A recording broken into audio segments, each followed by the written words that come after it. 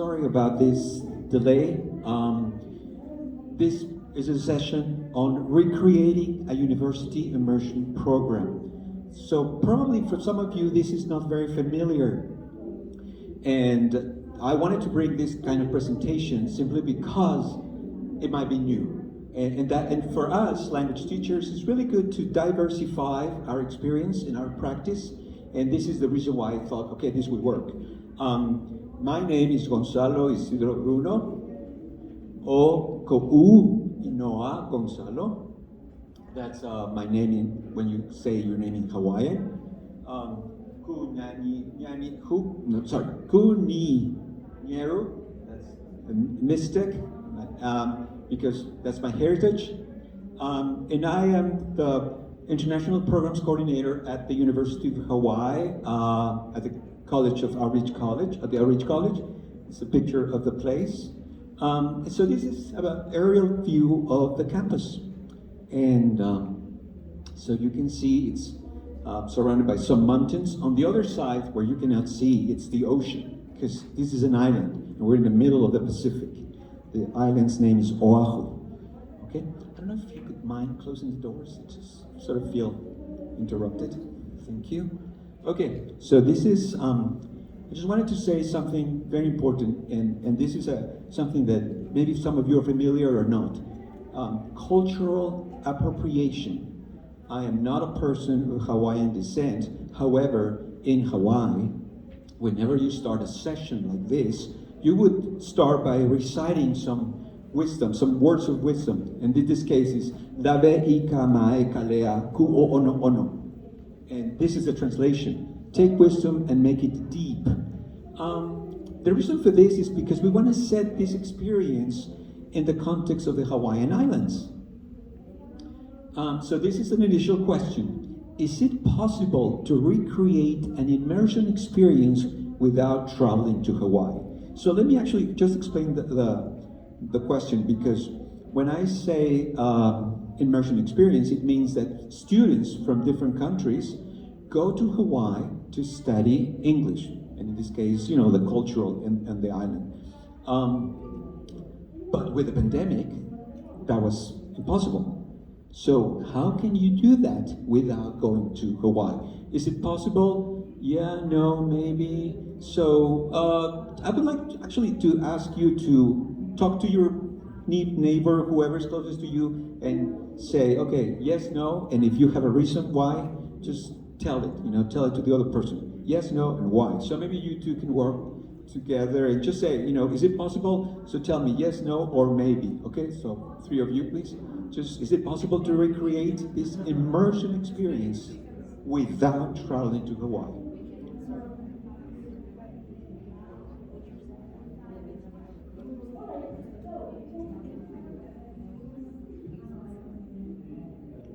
Yeah, perfect. Thank you.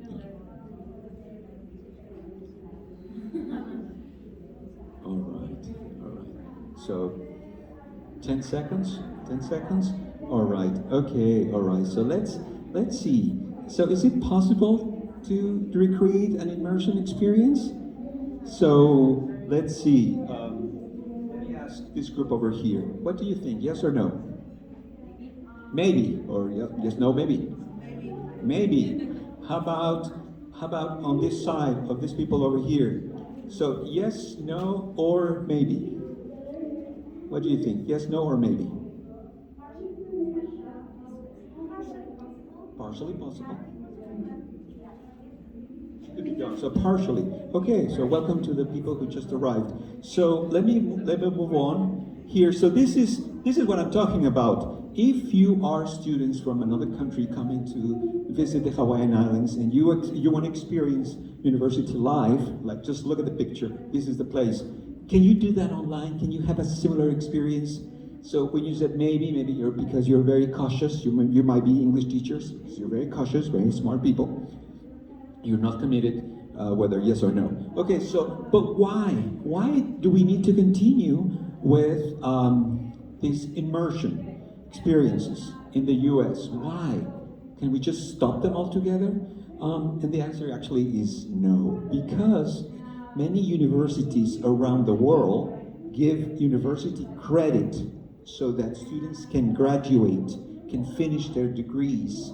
And if they don't have that experience, they cannot graduate because they're missing that component. They need to have that study abroad experience. I don't think it's so common in Mexico. I don't think it's required. You can study in another country and come back just to get the credits, but it's not mandatory. But in some other countries, you have to, otherwise you cannot graduate. And that is the case of many universities in Japan, Korea, China, and some other countries, but mostly Asian countries. So how do you do it? How do you articulate this process? And this is the reason why I decided to do this presentation. This is my agenda. So of course I have some objectives. I have this introduction, the context of what's happening, and then recreating the Hawaiian immersion experience. And just by the way, around here, this is the building where I live. So in case of a tsunami, I'm in trouble. But it's a lovely place. And if you ever want to come and visit, just let me know. Okay, so how do we implement the activities? That's the next step. And finally, the wrap-up. So that's my plan for today.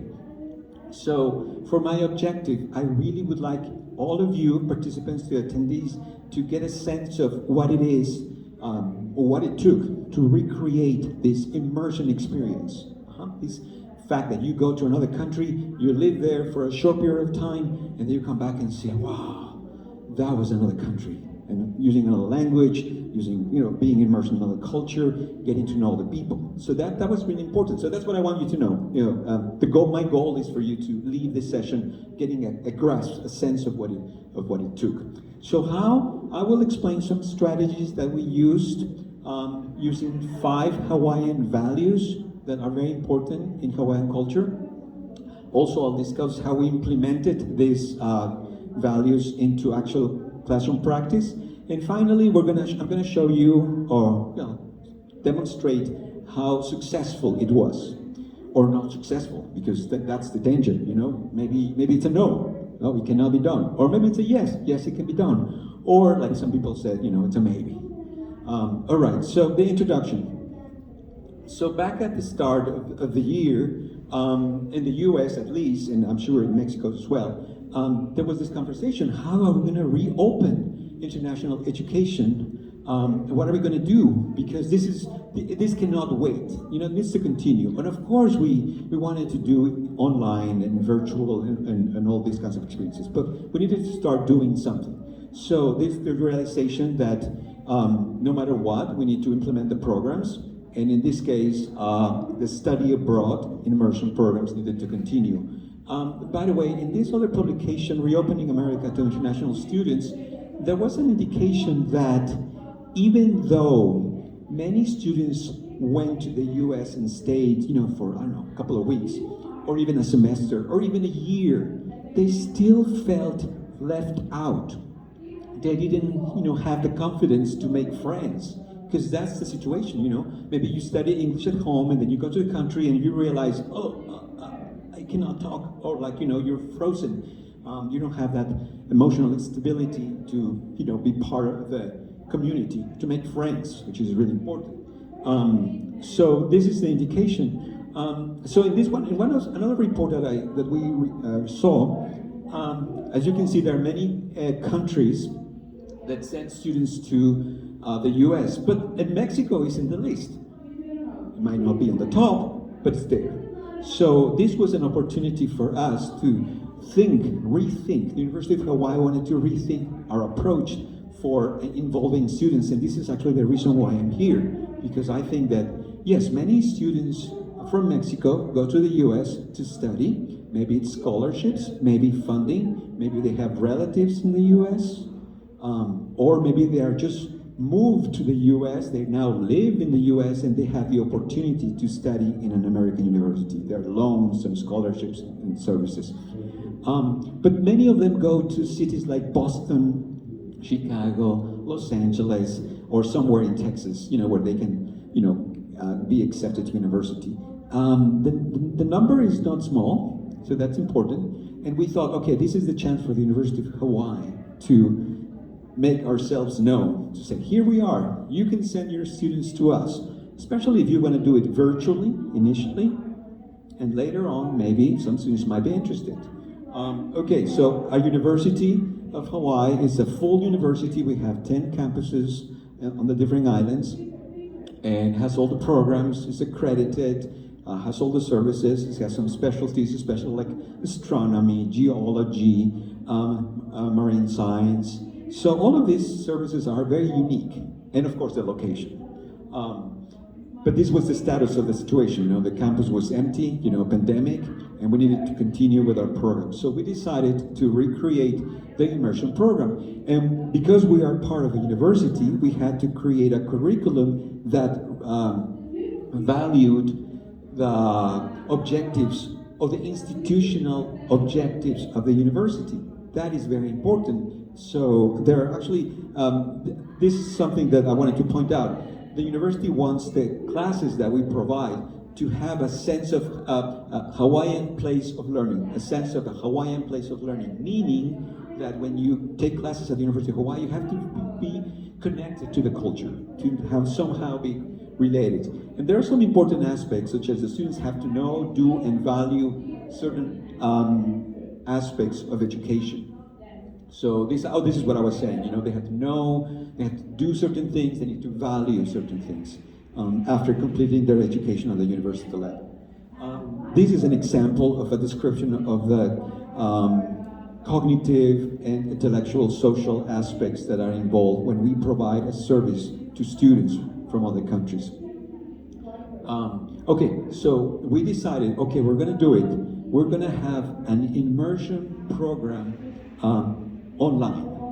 And we used these 5 concepts as a springboard or as a framework to support our practice. In Hawaiian, hipu is actually, you know, the center of a basket. You have a woven basket at the bottom. You know, there's a place where they cross.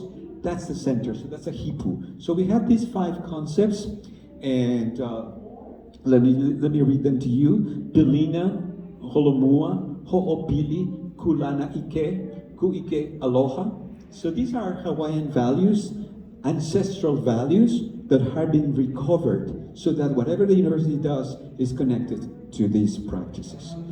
So I'm going to go one by one. So bear with me, I'm sorry, because this is kind of like a little bit rushed. So relationship building. So this is related to behavioral engagement. So we want our students to be connected, and we want to make sure that they feel that they are part of a family. This is a potluck. This is very typical in the Hawaiian Islands, and I'm sure it happens also in Mexico, you know. Okay, let's do a party, and everybody brings a different dish. So this is an activity, and this is a finished activity in which students, this was done online. They were invited to a party, the table was provided, it was in the backyard of someone's, and then everybody brought a different dish, so they can choose and select the dish. So this gives you a sense of how we wanted to make sure that everybody felt that they were contributing, that they were part of a community. So that's important for us. So these are some strategies that allowed us to create or recreate that sense of connectivity, that sense of community that are important for us. So, for example, at the beginning or at the end of a session, we had this little time for I think what we usually call a warm-up. You know, we have these circles, and we give the students a chance of saying, "Oh, so how do you feel? How was it?" Or tell me about, you know, you had a headache that last time, so tell us about it. So, or at the end of the session, how's everybody feeling?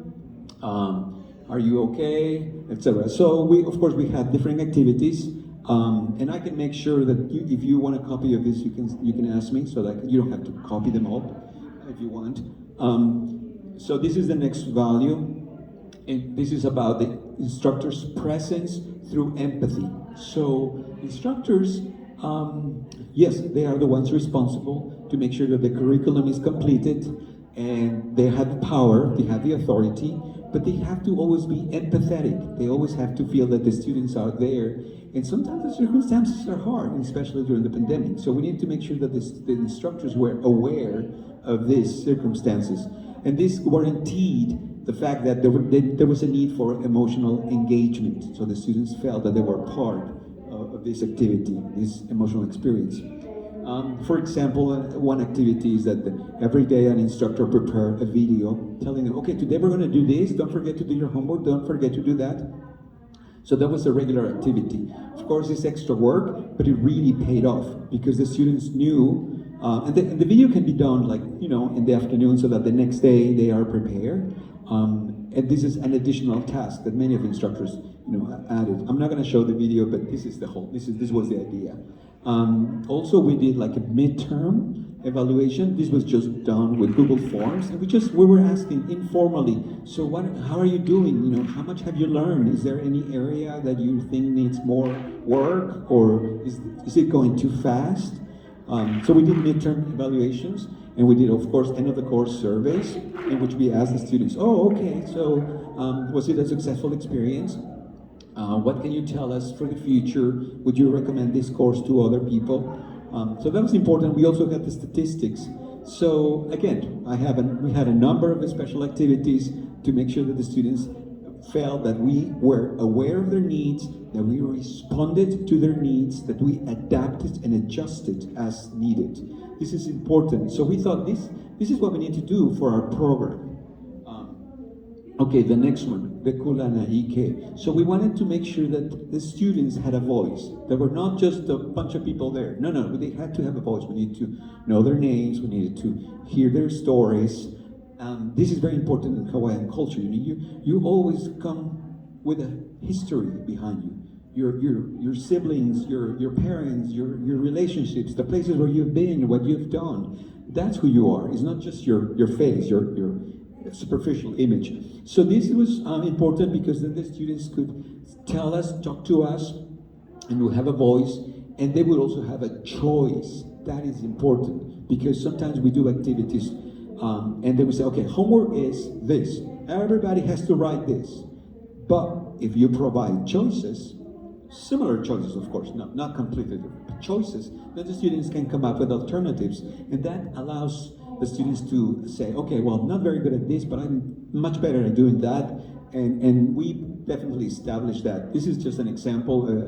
There was a project in which the student had to do a report. The student preferred to do a report with a video. So this opportunity to do something different allowed the student to be creative, to choose the topic. And also, it also allows students to hesitate because sometimes they're like, oh, well, I'm not sure, I'm gonna try, but let me see. So this is important, and it's acknowledged and recognized as part of the educational process. So we really thought that this aspect is very important. I think this is the video. I'm not sure if it's gonna play. It took a long time to decide my topics, but I finally decided.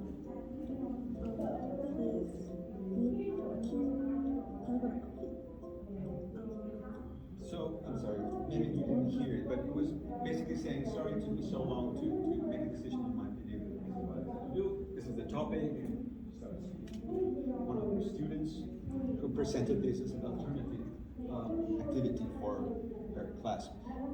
So again, this is another emphasizing that assignment choices that you may have, because there might be some other possibilities. You involve the students, you ask the students, especially those who are dragging their feet, who are like, oh, hey, where's your report? Where's your report? Where's your report? Oh, well, and then they can say, well, it's probably not the best time, I'm having trouble. And then you say, well, would you like an alternative? What would you do? So this is important. The next one, Holomua, which is what's going to lead to the growth. Iteration and continuous improvement. So this is the systematic scaffolding that you do in your classes. I know because all of you are teachers, so you definitely want to simplify things. You do that all the time, and that is really important. We wanted to make sure that in all our courses, in all our programs, we were systematically providing that help, simplifying, scaffolding, and making sure that things were doable for the students. We wanted to make sure that students had opportunities to give us feedback and to review or revise, resubmit assignments. I know that in some schools, there's specific policies about, okay, this is it. You submit your homework, that's it, final. You got a 6 or a 5 or a B or whatever your grading system is. But if possible, if you allow students to resubmit, revise, sometimes you realize that students, can do much better. It's just they needed more time. And I can actually speak for that because I think that I'm a slow learner. So it just takes me longer. I can get there, but it takes me longer. So this is again other opportunities that you can incorporate into your classes, allowing students to revise assignments. Relevance. So this was important for us because for our immersion program, we wanted to make sure that whatever we do was not abstract, was out there. It has to be relevant, it has to be connected to the world. And also the fact that they had to do, they should be able to do actions or demonstrate behaviors. So that's what performance assessments was very important because we wanted to make sure that the goals of the classes were using can-do goals. Okay, so we also allow for reflection because before the students took the course, they had a certain idea of what's going to happen, and we explained to them, what the course would be like. And after taking the course, we also asked them, okay, so this is how much progress you made, or how much you needed to, more time you needed, and then what happened after that, and sharing. That was also another important aspect. So the before and the after taking the course was something that we incorporated into our curriculum. Okay, all right. So in Hawaii, it's a very touristic destination. People think, everybody must be wealthy. Well, not quite.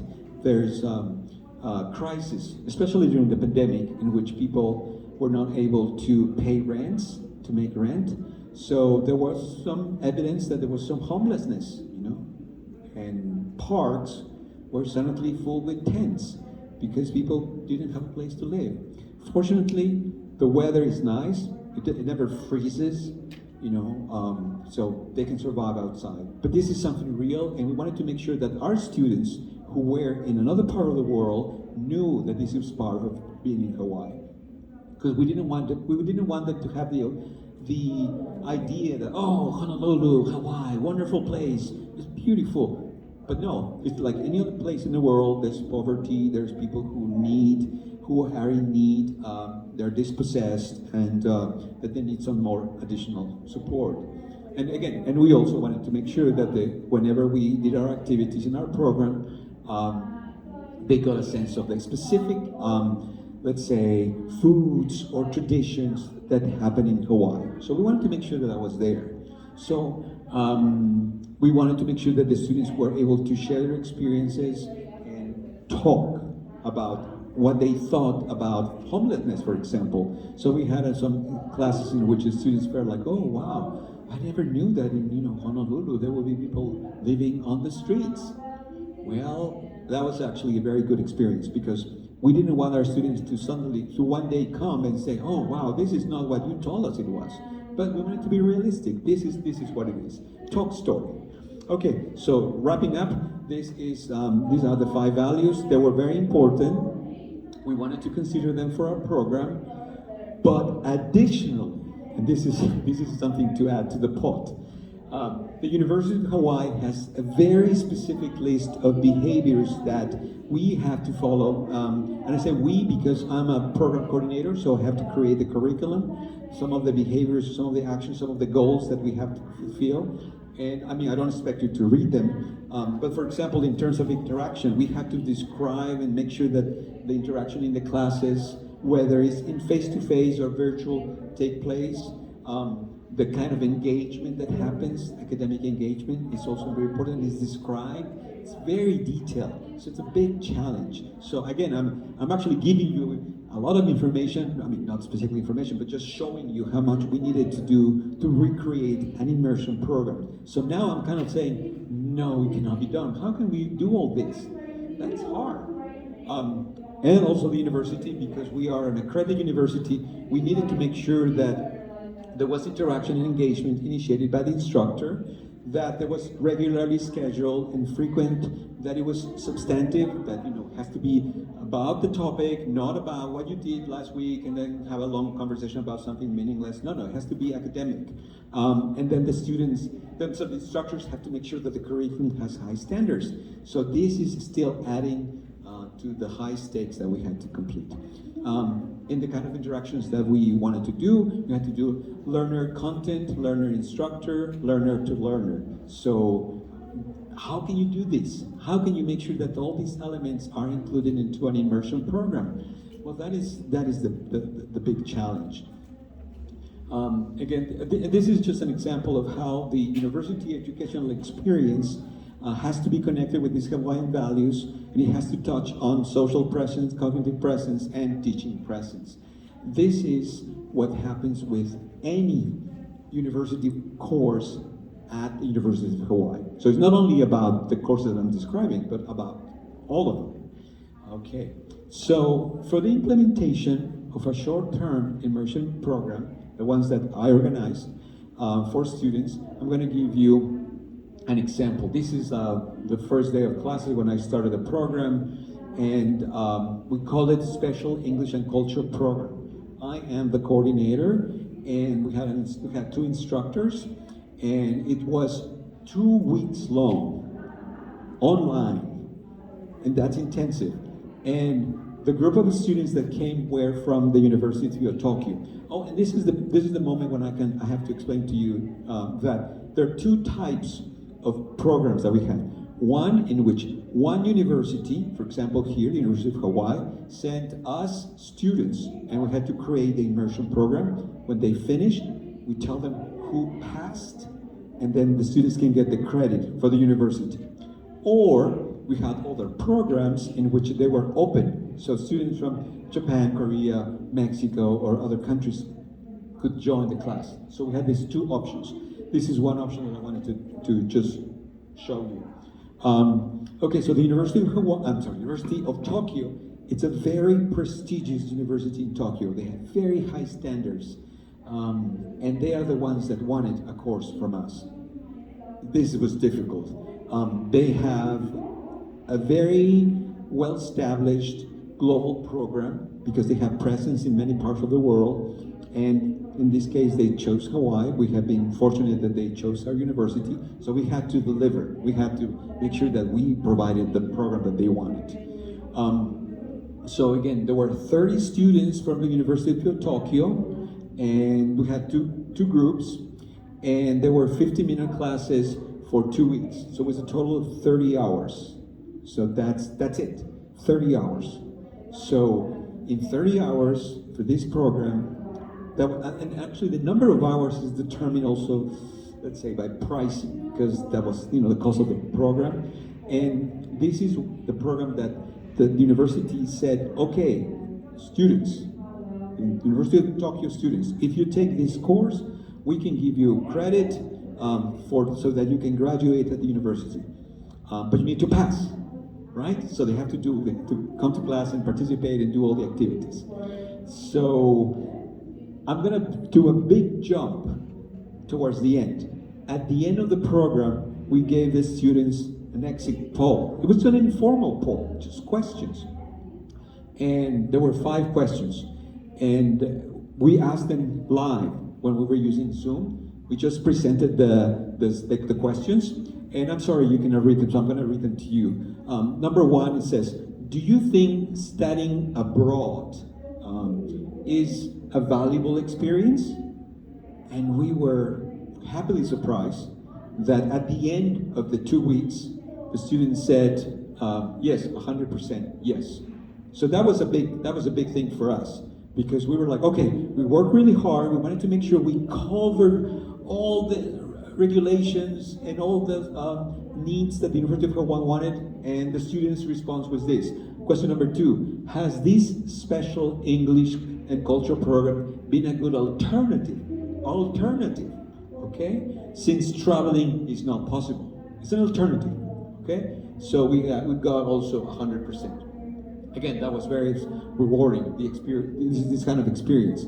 Number 3, have your views and ideas of Hawaii and Hawaiian culture changed as a result of the program? And the majority of the students said yes, 100% yes. So again, many of them have not been to Hawaii. Many of them, for many of them, this was the only opportunity to see what Hawaiian life was. So, question number 4. Are you interested in visiting Hawaii when the conditions make it possible? So after the pandemic, do you want to come to Hawaii? Same thing, yes. They all wanted to come to Hawaii. So again, the goal of our immersion program was to give them a little taste, an experience of what it was like to be in Hawaii, so that they could come later in the future. That's our goal. And fortunately, we were successful in the sense that they said, yes, we want to come to Hawaii. We want to experience what you just described, what you showed us. Number 5, and it says, would you like to continue to keep in touch with the Outreach College? That's where I work. And we got 97%. Okay, so a little decrease. So, but many of them still want to continue involved in our activities. This was very successful for us. So,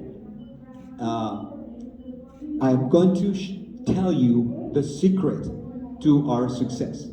And I think that's important because I had not seen this kind of activity in any other presentation, but I'll show it to you. But before we do that, let's go into do this poll question.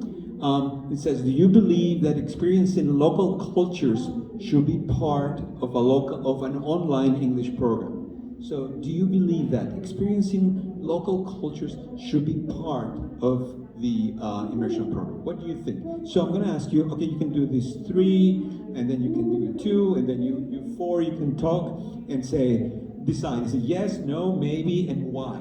Okay, so if you answer to this question, yes, no, or maybe, and why? Please.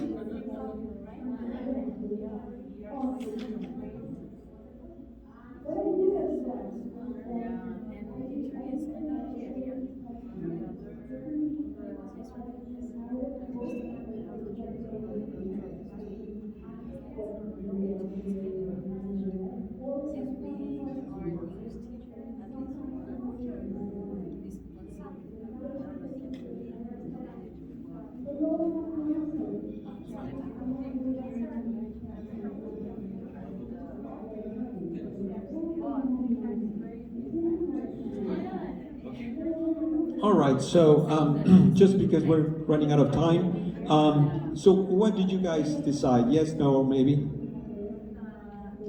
There's no option, but obviously, totally, of course. Since the culture, we can be aligned with your own culture, so. Exactly. Thank you. What about you? Definitely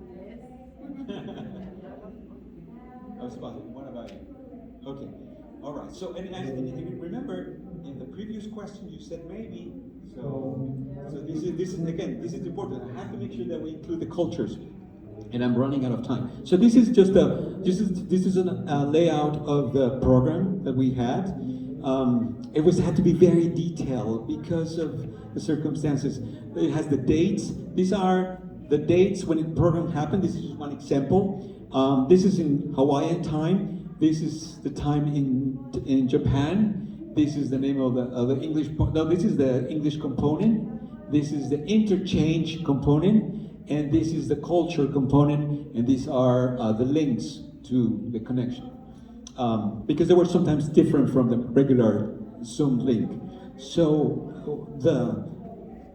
the structure was, presented so that also they got a handout with the details of the activities for the day, what they had to do, the first day, second day, third day, Friday, Monday through Friday, so that they knew.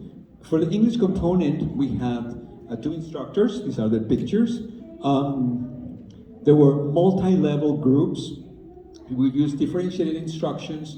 We used the self-assessment before the class started so that we could make adjustments.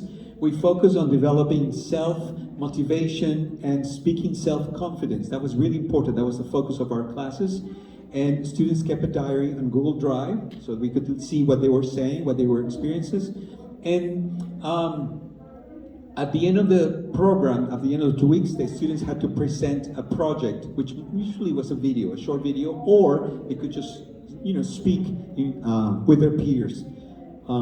Okay, let's see. So, okay. So, when students come to Honolulu, they usually want to meet local students from the university, but because of the pandemic, how can you do that? How can you meet students from the university? So this is what we call the interchange, and this is part of our secret formula. We had interchangers. Interchangers are University of Hawaii students. They're students. They're not teachers, and they meet with our University of Tokyo students in the breakout rooms regularly. And the students, the interchangers, have been trained to keep the conversation going. They're not there to teach grammar. They're not to teach, about usage or any other things. They're just there to talk. And usually they were monitored or sometimes not supervised. And usually the rate was one University of Hawaii student and then 3 or 4, sometimes 2, 3 or 4 learners. And they went into the breakout rooms. Okay, and there was regular rotation, and so that everybody could have different people all the time. So these are the interchangers usually when we had in person, but this is a situation with the interchangers in a class. Okay, so let me just describe this situation. She's the interchanger. She's a student from Japan. She's a student from Mexico, and that's me. That's the picture. I was recording the session. Like it's 7:30 right now, still very bright outside, and it'll. Oh, oops. Uh-oh. Okay, what happened? Okay, having technical trouble. Let me see if it works again.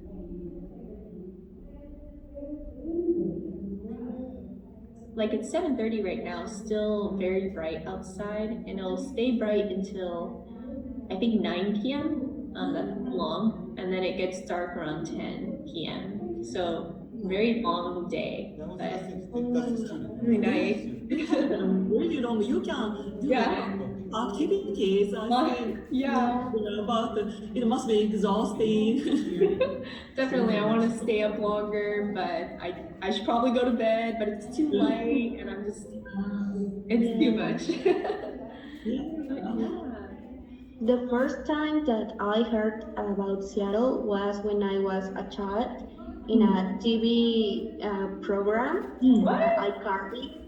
You were in iCarly? I watched iCarly. You watched iCarly? Oh, okay. Okay. Yeah. Famous TV show. Yeah. Yeah. American TV show. Really? Yeah, Yeah. it was the first time that I heard about Seattle. Yeah. I remember that because I really like this program. Used to like. Okay, I'm sorry. Yeah, there's lack of synchronicity. But the Mexican student made a mistake, and the interchanger sort of helped the student self-correct. So this is the kind of interaction that many of our students experience. They were just talking. It was informal conversation. There's no lesson plan. It was just in the middle of the program. They had 1 hour to meet the University of Hawaii students, and this is part of our system. Students felt that they could use English in a real, natural way. And yes, I'm there, but usually I don't have to. Okay. I believe that this video is a little bit longer. How much time do I have? 5 more minutes. Okay, let's see if it plays. These are the interchangers and the students. And let me see if the video plays. Welcome back. Well, this is the last class with the interchangers. So I would like just to ask them very briefly, just to say a few things of what they experienced this time around. Okay, let's begin with Christine. Please, Christine. I had a lot of fun talking with you guys and getting to know you, and it was really nice seeing some students like open up more as we had more sessions together. So good luck with your English and academic journey. Thank you. Okay, Noelani. So similar to what Christine said, I really liked meeting everybody and learning about like some of their lives in college and how different it is compared to here at UH. So I just like learning all the new things about everything. Thank you. E. Having conversations with the students. Yeah, I'm a little sad this is the last session, but yeah, I think all the students here did so good, and I feel like they are so confident in speaking English right now, so I hope that they will continue practicing. I have another segment very similar. And the last few. Again, we wanted to make sure that every student had a chance of having a conversation with different university-wide students, with different interchangers. So yes, this makes the program more expensive, but we think it's worth it because the students don't feel that they are just being taught English. They get to talk to the students about music, food, university life, where they live, what their plans are, what they do over the weekend, and it's just there's normal conversation. And at the beginning they had trouble talking, but as the interchange said, little by little they made progress. They felt more confident. They felt among friends, and this was very important. We of course had a cultural component. We had a little bit of Hawaiian culture. We had lessons. It was just like two hours of Hawaiian classes, so the students get a sense of like, okay, how do you say this in Hawaiian? Blah blah blah. So we had an instructor of Hawaiian. We also had a Sunfari, which is Honolulu has zoo, and in this zoo, they were closed. So what they did, they also had their own Sunfari.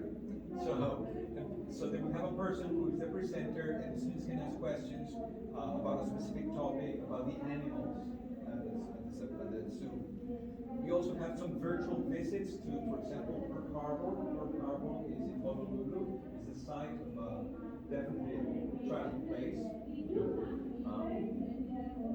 But they got to experience the location. Then we had a few professors talk about different situations that happen in Hawaii. Right now, there's a mountain, Mauna Kea, in where they want to build telescope, and the Hawaiian population said no, so they blocked the way. So this is happening. This is a real life event.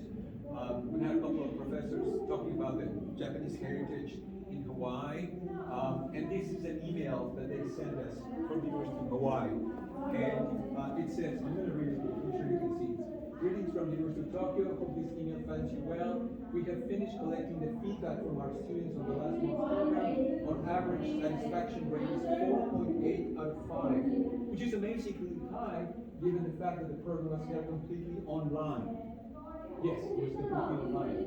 Many students mentioned that the instructors were very kind and passionate, and your management was so professional that they were able to concentrate on the contents of the program. So yeah, this was hard, but we felt rewarded because the students felt that at least it's an alternative. And that they want to come to Hawaii in the future. We know that it's kind of hard to replicate this. We want to come back, everybody to come to Hawaii. But the good thing is that now we know we have a program that can be offered to people who, for some reason, maybe money, they cannot come to Hawaii. But we can still do it online. So